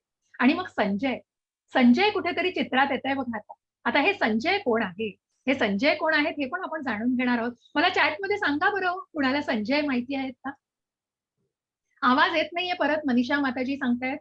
हरे कृष्ण माताजी, तुमचं इंटरनेट चेक करा प्लीज. व्हॉइस ब्रेक होतोय माताजी. हो माताजी, क्लिअर व्हॉइस क्लिअर क्लिअर आहे ना? हा, मग यांचे तुम्ही इंटरनेट येतोय ना? येस, ठीक आहे. मला चॅटमध्ये सांगा, तुम्हाला संजय याविषयी काय माहिती आहे? संजय कोण आहेत? संजय कोण आहेत या सगळ्यामध्ये? थोडीशी उत्तरं. अगदी बरोबर, धृतराष्ट्राची सारखी नाहीये बघा. नीलमाताजी नीट विचार करा, धृतराष्ट्राचे सारखी नाही म्हणता येणार. तर त्यांचे ते प्रधान सचिव आहेत. कारण धृतराष्ट्र हे जन्मतः आंधळे होते आणि त्याच्यामुळे जन्मतः आंधळे असल्यामुळे व्यासमुनींनी त्यांना कुठेतरी दिव्य दृष्टी द्यावी. कारण त्यांना कुरुक्षेत्रावरची जी लढाई आहे त्याचं अगदी शब्द आणि अगदी क्षणोक्षणीचं पूर्णपणे त्यांना वर्णन मिळावं, यासाठी त्यांना ती दिसावं, यासाठी व्यास दिव्य दृष्टी देणार होते. परंतु काय? परंतु धृतराष्ट्राने स्वतः सांगितलं की मी जन्मांध आहे, मी जन्मतःच अंध आहे, त्याच्यामुळे मी माझ्या मुलाला देखील ओळखत नाही. तर मी पांडवांच्या मुलांना काय ओळखणार आहे? मी कुणालाच बघितलेलं नाहीये. त्याप्रमाणे तू ही दिव्य दृष्टी तुम्ही संजयाला द्या, माझ्या सचिवाला द्या, की त्याच्या डोळ्यांनी मी हे कुरुक्षेत्रावरची लढाई बघू शकेल. आणि म्हणूनच संजयाचा इथे खूप मोठा वाटा आहे आणि ज्याच्यामध्ये 41 श्लोक हे संजयांच्या तोंडी आहेत आणि धृतराष्ट्रांच्या तोंडी फक्त एक श्लोक आहे. जो पहिला श्लोक आपण आज बघणार आहोत तो धृतराष्ट्रांच्या तोंडी आहे. अशी ही प्रकारची पूर्णपणे त्याची विभागणी केलेली आहे. आणि मग आपण भगवद्गीता जशी आहे तशी आपण या भगवद्गीतेचं सुंदरसं उदाहरण द्यायचं झालं तर मी तुम्हाला सांगू, एक असं छानसं आंब्याचं झाड असेल ना, मग ही जशी आहे तशी का महत्वाची आहे? एक सुंदर आंब्याचं झाड डवरलेलं असेल, त्या आंब्याच्या झाडावरती काही मुलं जाऊन छान आंबे तोडत असतील. आता ती आंबे तोडतायत बरं का, ते आंबे तोडताना एखादी दगड मारला आणि त्या आंब्याला मारल्यावर तो आंबा तुटला आणि टाकला, तर तो आंब्याला काय होईल हो? मला सांगा बरं. तो आंबा राहील तसा? आंब्याला कुठेतरी काय होईल? त्या आंब्याला सांगा बरं मला चॅटमध्ये. आंब्याला काय होईल त्या? विदुराचे सुपुत्र संजय हे सचिव, मंत्री, बरोबर, अगदी मंत्री. मला सांगा त्या आंब्याला काय होईल? तुम्ही एखादी दगड मारून आंबा पाडला, पोच पडेल किंवा त्याला काय होईल? त्याला खराब होईल तो आंबा. पण हेच जर एक मुलगा झाडावर चढलाय, खाली दुसरा मुलगा उभा आहे, तिसऱ्या मुलाने एक उभा आहे, चौथ्या मुलाने टोपली घेतलीये आणि त्या आंब्याला तोडून त्या एकाकडून दुसऱ्याकडे आणि दुसऱ्याकडून तिसऱ्याकडे दिलं तर काय होईल? राहील तो तसाच्या तसा आंबा? मग राहील तसाच्या तसा आंबा? नक्कीच राहील. का राहील? कारण येस, हो. कारण का? कारण कुठेतरी तो कशातून आलाय? तो कुठेतरी व्यवस्थितपणे आलाय, कुठेतरी खंड झाला नाही, कुठेतरी खाली पडलं नाहीये. आणि म्हणूनच या जशीच्या तशी आणि म्हणून जसा तर तसा जो आंबा जेव्हा त्या टोपलीत पडला की त्याचा पूर्णपणे आनंद घेता आला. तशीच ही भगवद्गीता भगवंतांच्या मुखकमलातून जशी आहे तशी आपल्यापर्यंत पोहोचवली गेलेली आहे. श्रीला प्रभुपादांनी जशी आहे तशी आपल्यापर्यंत पोहोचवली. मग या भगवद्गीतेमध्ये काय काय अभ्यास करतो आपण? या भगवद्गीतेच्या सुरुवात पहिल्याच अध्यायात आपण बघणार आहोत की आपण भगवद्गीतेचा प्रत्येक अध्यायामध्ये कुठल्या स्वरूपाचा अभ्यास करणार आहोत. तर हे 5 विषय, मग हे क्विजचे विषय आहेत बरं का तुम्हाला, की भगवद्गीतेचे विषय कुठले? तर ईश्वर, जीव, प्रकृती, काळ आणि कर्म. आणि म्हणूनच याच्यापैकी 1 ते 4 हे लिहिलेले आहेत हे अनंत, म्हणजे हे सतत एकच असतात. परंतु कर्म, हे कर्म बघा, या कर्मावरती अवलंबून आहे. कारण तुम्ही एका जन्मात केलेल्या कर्मावरून दुसऱ्या कर्मातलं हे पुढे आपण अध्यायांमध्ये जाणार आहोत. म्हणून 1 ते 4 जे ईश्वर, जीव, प्रकृती, काळ हे अनंत काळ आहे. अनंत काळ एकच टिकलेला आहे. परंतु कर्म बदलत आहे. कर्म हे तात्पुरतं आहे, त्या वेळेपुरतं आहे. आणि म्हणूनच कर्म हे तात्पुरतं आहे, प्रकट होत आहे, नाश होत आहे. आणि ईश्वर, जीव, प्रकृती, काळ हे अनंत काळ, म्हणजे इटर्नल आणि नॉन इटर्नल असे त्याला इंग्लिश शब्द आहेत. आणि म्हणूनच हे 5 विषय, हे 5 विषय लक्षात ठेवा सगळ्यांनी. तुम्हाला क्विज मध्ये निश्चित याची की ईश्वर. मग ईश्वर म्हणजे काय हो? की प्रत्यक्ष भगवंतांनी, प्रत्यक्ष भगवंत, जे भगवंतांचं हे मनमोहक असं श्यामसुंदर रूप आहे, की प्रत्यक्ष ईश्वर या अध्यायांमध्ये. की मग ईश्वर कोण आहे? ईश्वराला जाणून घ्यायचंय आपल्याला की हे भगवंत कोण आहे. मग भगवंत प्रत्यक्ष आपल्याला सांगतायत होते आणि त्याविषयीच आपल्याला जाणून घ्यायचंय की ईश्वर कुठे आहे आणि काय आहे. मग ही प्रकृती काय आहे? तर ही भौतिक प्रकृती. मग या ईश्वर आणि प्रकृतीचं कसं एकमेकांना संलग्न आहे. आणि मग ही प्रकृती कुठली? तर हे मटेरियल जग, ही भौतिक प्रकृती बघा, की ज्याच्यामध्ये या भौतिक प्रकृतीमध्ये आपण या काम, क्रोध, मत्सरामध्ये अडकलेली ही भौतिक प्रकृती जी आपल्याला कठपुतली सारखी नाचवतेय आणि तिलाच भौतिक प्रकृती म्हटलेलं आहे. हे असे एक चित्र स्वरूप आहे ज्याचा आपण पुढे अभ्यास करणार आहोत. आता तुम्हाला एवढं लक्षात यायचं नाही. आणि मग हा जीव आहे. हा जीवाला कोणी निर्मिती केली हो? ज्या भगवंतांनी या जीवाची, या भगवंतांपासून हे सगळे जीव निर्माण झालेले आहेत. आणि मग या जीवाची निर्मिती या भगवंतांनी केलेली आहे. या भगवंतांच्या शक्तीतून जीवाची निर्मिती झालेली आहे. मग ती भगवंतांची कुठली शक्ती आहे ते आपण जाणणार आहोत. मग ह्या जीव म्हणजे आपण सगळे, आपण या भौतिक प्रकृतीतले जीव, लिव्हिंग एंटिटी. मग त्याच्यामध्ये कोण आहोत? तर त्याच्यामध्ये पशु, पक्षी, सजीव, प्राणी, की ज्याच्यामध्ये जीव आहे, ज्याच्यामध्ये परमात्मा, ज्याच्यामध्ये तो जीव आहे, त्याला आपण अभ्यासणार आहोत. आणि मग हा काळ कोण आहे हो? काळ तर न थांबणारा आहे. आणि हा काळ कोण आहे? भगवंत स्वतः काळ आहे, जे आपण बघणार आहोत पुढे जाऊन. अशा या काळाचा महिमा आणि हा काळ सतत कसा पुढे चाललेला आहे. जसं आपण बी आर चोप्रांच्या महाभारतामध्ये बघितलं, मैं काल हूं अशीच सुरुवात व्हायची ना, मैं काल हूं. मग हा काळ सगळं सांगतोय आणि काळ त्याच्यामध्ये सगळं सांगवता. तशाच प्रमाणे भगवंतांनी या काळाविषयी कशा प्रकारे हे ईश्वर, जीव, प्रकृती, काळ आणि कर्म कसे संलग्न आहेत एकमेकांशी, ते आपण प्रत्येक अध्यायांमधून आणि मग या अध्यायांमध्ये कशा प्रकारे विभागणी केली आहे हे आपण पुढे जाऊन बघणार आहोत. मग कशा प्रकारे कर्म करतोय माणूस, कुठलं कर्म करतोय, चांगलं कर्म करतोय, मग अकर्म या कर्माचे प्रकार पण बघणार आहोत आपण, की अकर्म करतोय का सकर्म करतो आहे का विकर्म करतो आहे का निष्काम कर्म करतोय, असे वेगवेगळे प्रकार आहेत कर्माचे. आणि मग हे कर्म म्हणजे काय कार्य करतोय, मनुष्य कुठलं काम करतोय, कर्म म्हणजे करणारं काम, याविषयी जाणणार आहोत आपण. आणि त्याच्यानंतर मग भगवद्गीतेची पार्श्वभूमी, ही पार्श्वभूमी थोडीशी देणार आहे. त्याच्या आधी मी भगवद्गीतेची माहिती पण अशी सांगणार आहे, की आपण या भगवद्गीतेला 3 अध्यायांमध्ये, 3 योगांमध्ये त्याची विभागणी झालेली आहे. मग कुठले योग आहेत माहिती आहे? तर कर्मयोग, भक्तियोग आणि ज्ञानयोग. आणि अशा प्रकारे या 18 अध्यायांना 6, 6, 6 अशी त्यांची विभागणी झालेली आहे. 6 अध्याय, पहिले 6 अध्याय तुम्हाला कर्मयोगाविषयी सांगतात. मधले 6 अध्याय तुम्हाला भक्ती योगाविषयी माहिती देतात आणि शेवटचे 6 अध्याय तुम्हाला ज्ञानाविषयी सांगतात. आणि मग कशा प्रकारे हे कर्म आणि ज्ञान भक्तीच्या मार्गावरती सांगड घालतंय सगळं. अशा प्रकारे या 3ही योगांच्या मार्फत आपण या भगवद्गीतेचं ज्ञान अध्ययन करणार आहोत. मग या भगवद्गीतेची पार्श्वभूमी काय? तर अर्जुनाचा भ्रमनिरास, भ्रमाचं स्वरूप ही कृष्णाची मांडणी समजली पाहिजे. अर्जुनाचा गोंधळ नसता तर त्याला सोडवण्यासाठी कृष्णाला भगवद्गीता बोलण्याची गरजच उठली नसती. अर्जुन हा भगवद्गीतेचा प्रथम श्रोता असला तरी तो सर्वांच्या हितासाठी आहे. आणि म्हणूनच भगवंतानी, मग ही पार्श्वभूमी काय आहे? तर ही पार्श्वभूमी थोडक्यात तुम्हाला सांगायची तर महाभारत, जे सगळ्यांना माहितीच असेल, महाभारत कोणामध्ये झालं हो? मला थोडंसं सांगा. मला तुम्हीच सांगा. थोडं आपण इंटरॅक्टिव्ह राहूया. मला महाभारताविषयी सांगा थोडं, की महाभारत कोणामध्ये झालं हो? कौरव पांडव. अगदी बरोबर माताजी, अगदी बरोबर प्रभूजी, अगदी बरोबर. खूप सुंदर.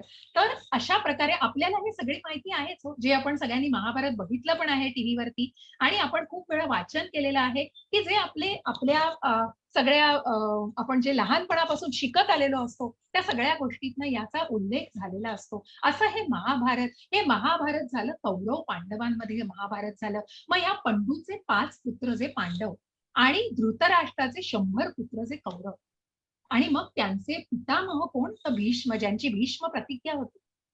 त्यांनी कधी लग्न केलेलं नव्हतं आणि तो त्यांची भीष्म प्रतिज्ञा होती. आणि त्याच्यानंतर ज्या पांडुराजा आणि धृतराष्ट्रांचे जे पुत्र झालेले आहेत त्या सगळ्यांचं संगोपन आणि या सगळ्यांचा वंश, म्हणजे हा वंश हा पुढे गेलेला आहे. आणि मग या पंडुराजाचं नंतर काही कारणाने निधन झालं. त्याला जो काही गोष्टींनी आजारी असल्यावर आणि जो काही शाप मिळाला होता, की कृपाचार्य आणि आपण जे काही तिथे तेव्हा ज्ञान घेतलेलं आहे, की ज्याच्या शापामुळे पंडुराजाचं निधन झालेलं आहे, की कुठल्याही प्रकारे मांद्री आणि पंडुराजा हे त्याच्यानंतर मांद्री ही सती गेलेली आहे. आणि मग त्याच्यापैकी नकुल, सहदेव हे मांद्रीचे पुत्र.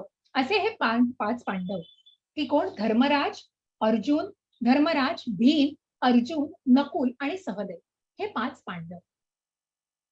आणि मग ह्या पंडुराजाचं निधन झाल्यानंतर धृतराष्ट्र जे कौरवांचे पिता, या धृतराष्ट्रांनी या पांडवांना त्यांना मार्गदर्शन केलं आणि आपल्या पिताच्या मृत्यूनंतर आपल्या काकानेच आपला सांभाळ करायचा इतकं पांडवांना माहिती होतं. आणि म्हणून कुंती मातेसह हे 5 पांडव हे धृतराष्ट्राच्या जवळ येऊन राहिले होते आणि धृतराष्ट्रांनी त्यांची संगोपन करण्याचं ठरवलं होतं. परंतु जसं तुम्हाला माहितीये की कपटी स्वभाव, आणि मग जसं दुर्योधनाचा मामा, जो आपल्याला माहिती आहे की दुर्योधनाच्या मामांनी कशा प्रकारे द्यूतामध्ये कौरव पांडवांमध्ये द्यूत खेळवलं आणि शकुनी मामानी कशा प्रकारे कपटीने सगळं साधलेलं आहे आणि कशा प्रकारे उद्ध्वस्त केलं पांडवांना आणि पांडवांचं सगळं राज्य आणि सगळं त्यांचं पणाला लावलेलं होतं त्यांनी, की जिथे द्रौपदीचं आणि जेव्हा या गोष्टीला मी थोडंसं पुढे आले पटकन, परंतु जेव्हा पांडवांचं म्हणजे अर्जुनाने जेव्हा आपण म्हणतो ते स्वयंवर होतं, तिथे द्रौपदीचं अर्जुनाशी करत ते स्वयंवर अर्जुनाने जिंकल्यानंतर आपल्याला माहिती आहे ती कथा, की तू 5 भावांमध्ये जे आणलेस ते 5 भावांनी मिळून घ्या. आणि मग तिथे कुठेतरी द्रौपदी ही 5 पांडवांची पत्नी म्हणून आहे. या 5 पांडवांची पत्नी आहे द्रौपदी. आणि या द्रौपदीचा सुद्धा भर सभेमध्ये वस्त्रहरण झालेलं आहे आणि या भर सभेमध्ये अपमान झालेला आहे. अशा प्रकारे एक ना अनेक अशा वेगवेगळ्या कपटांना पांडवांना तोंड द्यावं लागलेलं आहे. आणि निरनिराळ्या, कारण फक्त कपटी स्वभाव आणि स्वतःच्या मामाच्या चुकीच्या मार्गदर्शनाखाली दुर्योधनाचं घडलेलं सगळं त्याचं व्यक्तित्व, जरी त्यांना द्रोणाचार्य आणि या सर्वांनी त्यांना उपदेश केलेला भीष्म पितामह यांच्या हाताखाली मार्गदर्शनाखाली ते लहानाचे मोठे झाले असतील, तरी कुठेतरी दुर्योधनाच्या त्या कपटी मामाने त्याला की द्यूतामध्ये आपण पांडवांना तू द्यूत खेळायला लाव आणि सगळं त्यांचं ओरबाडून घे. आणि त्याच ध्येयापायी त्यांनी सगळं त्यांचं ओरबाडून घेतलेलं असतं आणि त्यांना कुठल्याही प्रकारचं काही देत नाही. अज्ञातवासानंतर सुद्धा त्यांना त्यांचं राज्य परत दिलं जात नाही, की मी तुला सुईच्या टोका इतकं सुद्धा राज्य देणार नाही. जेव्हा प्रत्यक्ष भगवंत कुठेतरी मध्यस्थी करायला गेले होते की हे युद्ध करू नका आणि हे युद्ध व्हायला नको, कुठेतरी शांती दूत बनून गेले होते प्रत्यक्ष श्रीकृष्ण, त्या श्रीकृष्णांना सुद्धा दुर्योधनाने जाणलं नाही. कारण विनाश काले विपरीत बुद्धी, विनाशाकडे वाटचाल करणारा होता तो. त्याच्या मनामध्ये फक्त कपट भरलेलं होतं की आपल्याला सगळं मिळवायचंय, सगळं राज्य सगळं मला मिळवायचं आहे आणि सगळ्यावरती मला राजा बनायचंय आणि मला सगळ्यावरती राज्य करायचंय. आणि या एका गोष्टीपायी सगळं हे महाभारत घडलेलं होतं. आणि म्हणूनच या कपटापायी कुठेतरी कौरव पांडवांमध्ये खूप काय म्हणतात ना त्याला, दुश्मनी आणि खूप शत्रुत्व निर्माण झालेलं होतं. आणि म्हणून या शत्रुत्वामुळे कौरव पांडवांमध्ये महाभारताचं युद्ध सुरू झालं. आणि या युद्धाला कुठेतरी कुरुक्षेत्रावर, जे धर्मक्षेत्र कुरुक्षेत्रे, जो आपण हा पहिला श्लोक बघणार आहोत, धर्मक्षेत्रे कुरुक्षेत्रे समवेता युयुत्सवः, तो श्लोक, धर्मक्षेत्रे कुरुक्षेत्रे समवेता युयुत्सवः मामका पांडवाश्चैव किम पूर्वत संजय. मग हा श्लोक कशा प्रकारे म्हटला गेलाय तर कृष्णाने दोन्ही सैन्याच्या मध्ये मग ही लढाई, कुरुक्षेत्रावरती ही लढाई सुरू झाली, महाभारताची लढाई सुरू झालेली होती. कुठेतरी शंख फुंकले गेले आणि कुठेतरी या शंखांनी मग त्याप्रमाणे जसं तुम्हाला या श्लोकातून सांगणारच आहे, पण या पहिल्या अध्यायामध्ये तुम्हाला काय नक्की सांगणार आहे हे आधी जाणून घ्यायचा प्रयत्न करा. अर्जुन विषाद योग. मग हा विषादपणा का आलाय अर्जुनामध्ये? मग ही सगळी पार्श्वभूमी सांगायचा उद्देश एवढाच की हे युद्ध का सुरू झालं आणि या युद्धाची ठिणगी कशा प्रकारे पडली, की जरी प्रत्यक्ष भगवंतांनी प्रयत्न केला तरीही दुर्योधनाला कुठलीही गोष्ट मान्य नव्हती. आम्ही पांडवांना सुईच्या टोका इतकं सुद्धा राज्य देणार नाही, त्यांनी युद्ध करावं. कारण त्यांना माहिती होतं की काय होतं आणि जेव्हा कधी त्यांना युद्ध करायची वेळ येईल तेव्हा कशा प्रकारे ती रचना केली जाईल आणि किती सैन्य असेल या सगळ्याचा विचार केलेला नव्हता. परंतु मला ते युद्ध करायचंय आणि मला त्यांना काहीही द्यायचं नाहीये तोपर्यंत. या एका गोष्टीपायी या महाभारतामधल्या या कौरव पांडवांमध्ये कुरुक्षेत्रावर होणाऱ्या लढाईला सुरुवात झालेली होती. आणि ही अर्जुन कुरुक्षेत्राची लढाई लढण्यास तयार नव्हता. आणि का तयार नव्हता आणि का त्याच्यामध्ये विषादपणा आलेला होता हे आपण जाणून घेणार आहोत. तर हा जो भगवद्गीतेचा प्रवास हा आपण टप्प्याटप्प्याने सुरू केलेला आहे. परत मला त्याच्यामध्ये जे महात्म्याविषयी मी तुम्हाला सांगितलं की थोडेसे स्लाइड मला वाटतं ही नंतर आलेली आहे, परंतु हे गीता महात्म्य थोडंसं जाणून घ्या. मग या भगवद्गीतेमध्ये काय उपदेश केला जातो आणि त्याचं कशा प्रकारे उपमा दिलेली आहे त्याला. सर्वोपनिषदो गावो दोग्धा गोपाल नंदनः पार्थो वत्स सुधीर भोक्ता दुग्धम गीतामृतम महत्. मग गीत कशा प्रकारे आहे हो भगवद्गीता? सर्व उपनिषदांप्रमाणे उपनिषद ही गायीप्रमाणे आहे आणि गायीचे दूध देणारे भगवान श्रीकृष्ण हे नंदाचे पुत्र आहेत. अर्जुन हे वासरू आहे आणि गीतेतील सुंदर अमृत हे दूध आहे. आणि उत्तम आस्तिक बुद्धीचे भगवंत आणि भाग्यवान भक्त या दुधाचं अमृत पान करतायत. या दूधरूपी अमृताला अमृताचं पान करतायत, त्याचा उपभोग घेतायत. ही सगळी भगवंतांची योजना, जसं आपण इथे म्हटलं की ही सगळी भगवंतांची योजना आहे. आपण म्हटलं की जर अर्जुन गोंधळात पडला नसता, जर अर्जुनाला असमंजसपणा आला नसता, त्यांनी सांगितलं असतं हो मला पण राज्यासाठी करायची आहे लढाई आणि मला पण जिंकायचंय कसंही करून, मला माझ्या भावांना लढाई करून त्यांच्यावरती राज्य मिळवायचंय, त्यांच्यावरती जिंकायचंय, मग हे कुठे उरलंच नसतं. मग कुठेही त्याच्यामध्ये असमंजसपणा आला नसता, कुठेही त्याच्यामध्ये विषादपणा आला नसता, तो त्याचं मन उदास झालं नसतं. परंतु ही कुठेतरी भगवंतांची योजना आहे. आणि ही भगवंतांची योजना का आहे हो? कारण ही गीता आपल्यापर्यंत पोहोचावी. आपण सामान्य जन आहोत. प्रत्येकाला या कलियुगामध्ये हा गीता उपदेश मिळणार नाहीये. पण ही गीता जशीच्या तशी तुमच्यापर्यंत दिलेली आहे, की या प्रत्येक श्लोकामधून तुम्हाला उपदेशाचं अमृत पान प्यायचं आहे. आणि म्हणूनच हा श्रोता, हा भगवद्गीतेचा अर्जुन जरी प्रथम श्रोता असला तरी या भगवद्गीतेच्या महात्म्याप्रमाणे आपण ते दुग्ध अमृत पान करत आहोत. आणि म्हणूनच या गायीप्रमाणे, या गायीपासून हे अमृत ज्ञान, की ग्वाले कोण आहेत याचे, तर भगवान श्रीकृष्ण ग्वाले आहेत. आणि वासरू कोण आहे, तर प्रत्येक पहिला श्रोता हा अर्जुन आहे. आणि या अर्जुनाने तर अमृतपान केलेलं आहे. आणि म्हणूनच या सुंदर अमृतपानाचं आपण या 18 दिवसामध्ये हे सुंदर गीतेचं अमृतपान करणार आहोत. आणि मग कशा प्रकारे हा अर्जुनाचा वेगवेगळा विषादपणा आलेला आहे आणि कशा प्रकारे या कुरुक्षेत्रावरती जेव्हा या युद्धाला सुरुवात झालेली आहे पहिल्या अध्यायामध्ये, त्या युद्धाला सुरुवात झाल्यानंतर शंखांचा नाद झालेला आहे. शंखनिनाद जे आपण म्हणतो की शुभ मानलं जातं, शंखनाद जो आपण पुढे जाऊन काही कारणांसाठी बघणार आहोत. या शंखनादाने या कुरुक्षेत्रावरच्या लढाईला सुरुवात तर होते, परंतु काय होतं पुढे जाऊन? इथे धृतराष्ट्र बसलेले आहेत आणि धृतराष्ट्र म्हणतायत संजयाला, धर्मक्षेत्रे कुरुक्षेत्रे समवेतायुत्सवः मामका पांडवाश्चैव किम पूर्वत संजय. काय म्हणतोय धृतराष्ट्र? बघा किती मनामध्ये कपट आहे. या एका श्लोकामुळे कसं महाभारत, कसं या युद्धाची ठिणगी अजून गहन झाली बघा, की स्वतः धृतराष्ट्राच्या मनामध्येच सांशकता आहे, कुठेतरी शंका आहे बघा, की आपल्या मुलांनी युद्ध जिंकलं पाहिजे, आपल्या मुलांनीच विजय मिळवला पाहिजे. आणि म्हणून तो कुठेतरी संजयाला विचारतोय धर्मक्षेत्र. मग या धर्मक्षेत्र म्हणजे काय आहे हो? की जिथे शुभ, की या धर्मक्षेत्र कुरुक्षेत्र, की हे धार्मिक स्थळ आहे, की जिथे आपण दूध ओतू घालवतात, ज्याला शुभ मानलं जातं, असं हे शुभ स्थळ आहे. तिथे धृतराष्ट्राने काय केलं? त्या दुधामध्ये लिंबू पिळलं हो. त्या दुधामध्ये मिठाचा खडा टाकतात ना, तसं मामका पांडवाश्चैव, माझे पुत्र आणि पंडूचे पुत्र, इथे कुठेतरी भेद केला. आपल्या भावाचेच मुलं, परंतु किती द्वेषी भावना होती मनामध्ये. आणि म्हणूनच तिथे त्या दुधामध्ये मिठाचा खडा टाकल्याप्रमाणे धृतराष्ट्राचे हे उद्गार आहेत. किमपूर्वत. मग किमपूर्वत काय? कोणी युद्धस्थळावरती काय करणार आहे? तुम्ही खेळायला क्रीडांगणावर आलात तर तिथे काही जेवण जेवत बसणार का हो तुम्ही? का तुम्ही काय तिथे पनीरचे केलेले तिथे रसगुल्ले खात बसणारे कोणी कुरुक्षेत्रावर? मग किमपूर्वत कशासाठी विचारलं पाहिजे?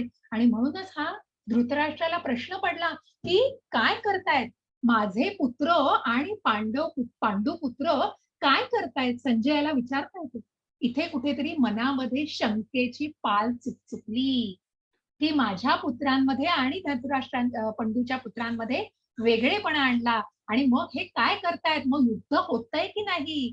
कारण जिथे धर्मक्षेत्रासारखं ठिकाण आहे आणि मग कुठेतरी त्यांचं मन बदलत तर नाहीये, कुठेतरी कौरवांचं मन बदलत तर नाहीये, कुठेतरी पांडव सुद्धा धर्मक्षेत्राच्या ठिकाणी आहेत आणि ते तर इतके धर्मराज, प्रत्यक्ष युधिष्ठिर तिथे आहे, प्रत्यक्ष भगवंत तिथे आहेत श्रीकृष्ण. मग कुठेतरी युद्ध होणार का नाही? ही कुठेतरी मनामध्ये शंकेची पाल चुकचुकली. आणि म्हणूनच इथे धृतराष्ट्र आणि या तिघांचे भाव, म्हणूनच पहिल्या अध्यायामध्ये आपल्याला हेच जाणून घ्यायचंय की या 3 लोकांच्या मनामधले भाव कसे आहेत. जसं डाव्या बाजूला तुम्हाला दिसतोय धृतराष्ट्र, महाराज धृतराष्ट्र, जिथे उजव्या बाजूला तुम्हाला दिसतोय कोण आहे मला सांगाल तुम्ही? चॅटमध्ये सांगा तुम्हाला कोण दिसतायत हे 3 जण. मध्ये कोण आहे आणि उजव्या बाजूला कोण आहे? सांगा मला. द्या उत्तर. येस, उजव्या बाजूला दुर्योधन कविता माताजी, अगदी बरोबर. मध्ये अर्जुन, श्रद्धा माताजी, अगदी बरोबर. व्हेरी गुड, व्हेरी गुड, खूप छान. येस, अशी उत्तरं दिलीत खूप छान वाटेल. येस, अर्जुन, धृतराष्ट्र आणि दुर्योधन. मग त्यांच्या प्रतिक्रिया. कुरुक्षेत्रावरच्या या लढाईला सुरुवात तर झाली आहे, परंतु धृतराष्ट्राच्या मनात फार शंकेची चुकचुकली आहे. आणि तिथेच अर्जुनाचं काय झालंय हो. अर्जुनाच्या मनामध्ये विषाद आहे. अर्जुन अत्यंत असमंजस झालाय. डोळ्यात बघा तुम्हाला, डोळ्यामध्ये अश्रू आलेत. कारण आपले आप्त आहेत समोर. आणि म्हणूनच तेव्हा का केलं होतं त्यांनी, की त्यांनी सांगितलं भगवंतांना की मला मध्ये घेऊन चल. आणि म्हणूनच इथे की दोन्ही सैन्याच्या मध्ये कृष्णांनी रथ आणला. सेनयोरू भयोर मध्ये. आणि म्हणून तू मला युद्धाच्या मधोमध घेऊन चल, की प्रत्यक्ष कुरुक्षेत्राची जागा आहे. आणि तिथे की म्हणूनच ते कृष्ण होते, मग भगवंत होते. भगवंतांची योजना कशी होती की अशा ठिकाणी येऊन त्यांनी रथ उभा केला की जिथून पितामह भीष्म दिसतायत, जिथून त्यांचे गुरु द्रोणाचार्य दिसतायत, अशा ठिकाणी नेऊन त्यांनी रथ उभा केला. आणि म्हणूनच कुठेतरी अर्जुनाच्या मनामध्ये ही विलापाची भावना तुम्हाला दिसेल बघा. आणि म्हणूनच अर्जुनाचं मन इतकं विषाद झालेलं आहे. आणि इथे हा जो दुर्योधन तुम्हाला दिसतोय त्याच्या भावना बघा कशा आहेत. त्याच्या भावना इथे तुम्हाला दिसतायत. तर अर्जुन दुर्योधन बघा काय म्हणतोय, हे आचार्य, तुमचा बुद्धिमान शिष्य द्रुपद पुत्र याने कौशल्याने रचलेली ही विशाल पांडव सेना पहा. कोणाकडे गेला हो हा इथे तुम्हाला दिसतायत हे कोण चित्रामध्ये दिसतायत, तुम्हाला ओळखू शकाल कोण आहेत? दुर्योधन कोणाकडे गेला आणि कोणाकडे कंप्लेंट करतोय, कोणाला सांगतायत ते? द्रोणाचार्य. संजना माताजी, अगदी बरोबर. भीष्माचार्य नाही, द्रोणाचार्य. कारण का? कारण अगदी बरोबर, खूप छान, धन्यवाद, सगळ्यांना धन्यवाद. म्हणजे कारण द्रोणाचार्य हे एकच गुरु हो, कौरव पांडवांचे गुरु एकच.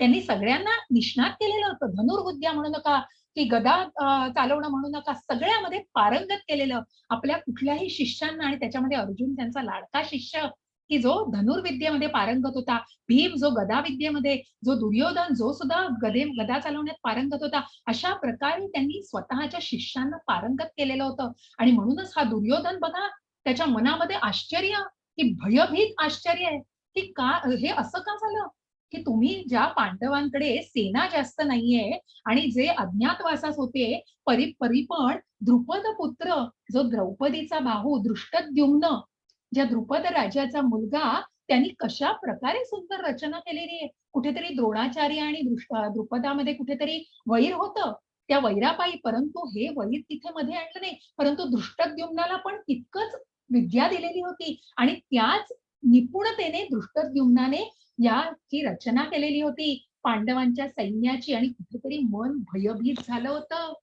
कुठेतरी अधर्माच्या बाजूने होता दुर्योधन, कुठेतरी अधर्म विनाश काले विपरीत बुद्धी. आणि म्हणून मन खूप साशंक होतं, मन भयभीत झालेलं होतं. मनातले भाव बघा कसे आहेत. आणि म्हणूनच हे कुठेतरी त्याला अधोगतीला नेत होतं. वाचणार माताजी, लीना माताजी? हरे कृष्ण. मला थोडस पर्सनल रिझनमुळे थोडंसं मला मीटिंग लिव्ह करायला लागेल. हरकत नाही, हरकत नाही. मी आहे. तुम्ही उद्यापासून करा, ठीक आहे? हरे कृष्ण. सघोषोधार्त राष्ट्राणां हृदयानि व्यधारयत् नभश्च पृथिवीं चैव तुमुलोऽभ्यनुनादयन्. हा विविध प्रकारचा शंखनिनाद वाढतच गेला. या निनादाने आकाश आणि पृथ्वीने दुमदुमून केलं आणि धृतराष्ट्र पुत्रांची हृदय विदीर्ण झाली. बघा किती भयभीत झाली हृदय धृतराष्ट्र पुत्रांची. कारण काय हो? कारण काय होतं? कारण धृतराष्ट्र पुत्र कुठेतरी अधर्माच्या बाजूने होते आणि कुठेतरी अधर्म होता. कुठेतरी युद्ध कुठल्या भावनेने करत होते? द्वेषी भावनेने. मनामध्ये द्वेषाची भावना होती. आणि म्हणून त्यांची हृदय विदीर्ण की सघोषोधार्त राष्ट्रांना हृदयानी व्यधारयत. या पांचजन्य, जसं भगवंतांनी आपला शंख फुंकला, अर्जुनाने आपला शंख फुंकला, प्रत्यक्ष पितामहांनी पण आपला शंख फुंकला, भीमानी आपला पौंड्र शंख, नकुल, सहदेव, युधिष्ठिर या सगळ्यांनी आपले शंख फुंकले आणि या युद्धाला सुरुवात केली. परंतु या सगळ्यांनी इतकं दुमदुमून गेलं आकाश पाताळ की या सगळ्यांचा त्याच्या हृदय त्यांची कुठेतरी भयभीत झाली की काय होणार आहे आपलं. कारण का होतं, मनामध्ये अधर्म होता, मनामध्ये कुठेतरी चुकीची भावना होती. आपण त्रास देतोय पांडवांना, आपण त्यांना छळतोय आणि आपण त्यांना त्यांचं राज्य न देता आपण ओरबाडतोय सगळं. परंतु काय, परंतु भगवंत होते. अर्जुनाबरोबर कोण आहेत? हो, भगवंत आहे. आणि आज आपण थोडं 15 मिनिटं जास्त घेतोय. मी पहिला अध्याय आपला अगदी संपणार आहे आता, खूप नाहीये. आणि म्हणूनच माझा विचार आहे, कारण मला आज मी माहिती थोडी दिली तुम्हाला आणि हा अध्याय आता आपण अगदी शेवटाला आलेलो आहोत. आणि एक 10 मिनिटं द्या मला, आपला अध्याय संपतो आहे. आणि मग या धर्मक्षेत्रावरती आपल्याला माहितीये विजय कोणाचा झालेला आहे? विजय हा पांडवांचाच झालेला आहे, जिथे भगवंत प्रत्यक्ष आहे. आणि मग या जिंकण्याची कारण सुद्धा आपल्याला पहिल्या अध्यायातच मिळतात. कारण जिथे धर्म बरोबर आहे, जिथे प्रत्यक्ष धर्मराज आहे, जिथे प्रत्यक्ष कृष्ण भगवंत साक्षीला आहेत आणि त्यांच्या बरोबर आहेत, तिथे विजय हा असणारच. आणि म्हणून या विजयाची ही 9 कारणं आपल्याला बघायची आहेत. की पहिलं कारण जे धर्मक्षेत्र, धर्मासारखं पवित्र क्षेत्र, दिव्य रथ जो अग्नीने अर्जुनाला दिलेला आहे आणि तो त्याला दिलेला आहे. कपिध्वज, कपिध्वज म्हणजे हे तुम्हाला दिसतंय की जिथे त्रेतायुगामध्ये हनुमंतांनी रामाचं सेवा केलेली आहे, प्रभू रामचंद्रांची, ते प्रभू रामचंद्रांचे सेवक हनुमंत, बलाढ्य हनुमंत हे कपिध्वजावरती आहेत आणि त्यांचं चिन्ह आहे ध्वजावरती. असे ते सुद्धा अर्जुनाच्या बरोबर आहेत. शंखनाद, जिथे या शंखांचा नाद झालेला आहे. गांडीव, पशुपतास्त्र मिळालेलं आहे अर्जुनाला. कुठेतरी पशुपतास्त्र आहे त्याच्याजवळ, त्याचं धनुर्धर, त्याचं धनुष्य आहे. त्यक्त जीविता, की प्रत्येक जीव द्यायला तयार आहे अर्जुनासाठी.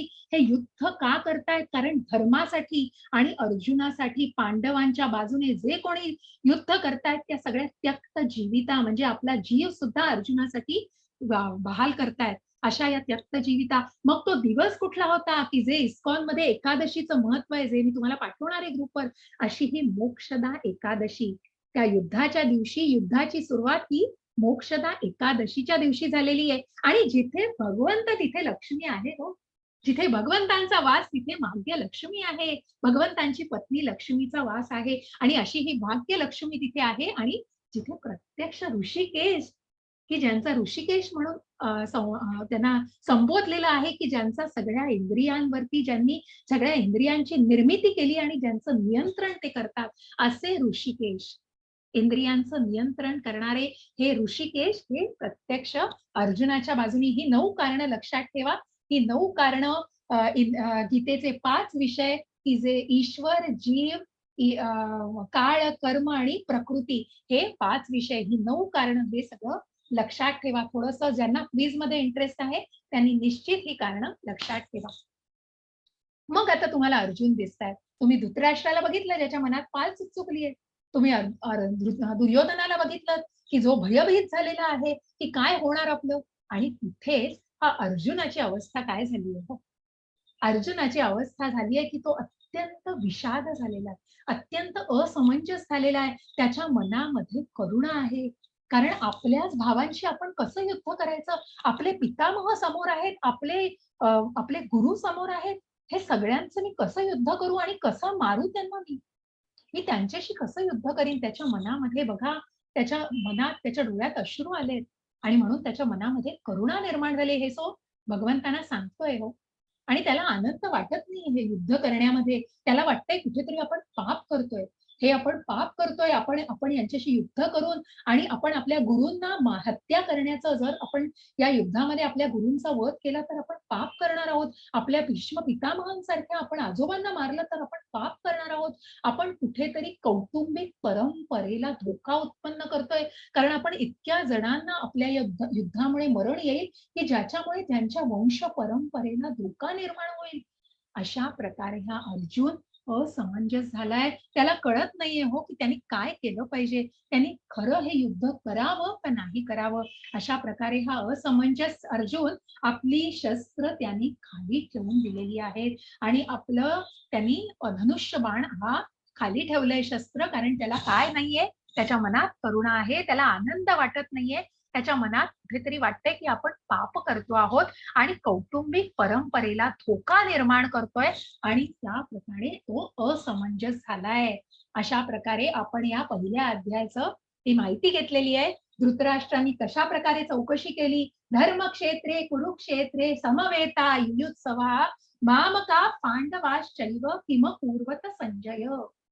माझे आणि पंडूचे पुत्र हे काय करतायत युद्धस्थळी, युद्ध होतंय की नाही ही मनात पाल चुकली शंकेची पाल.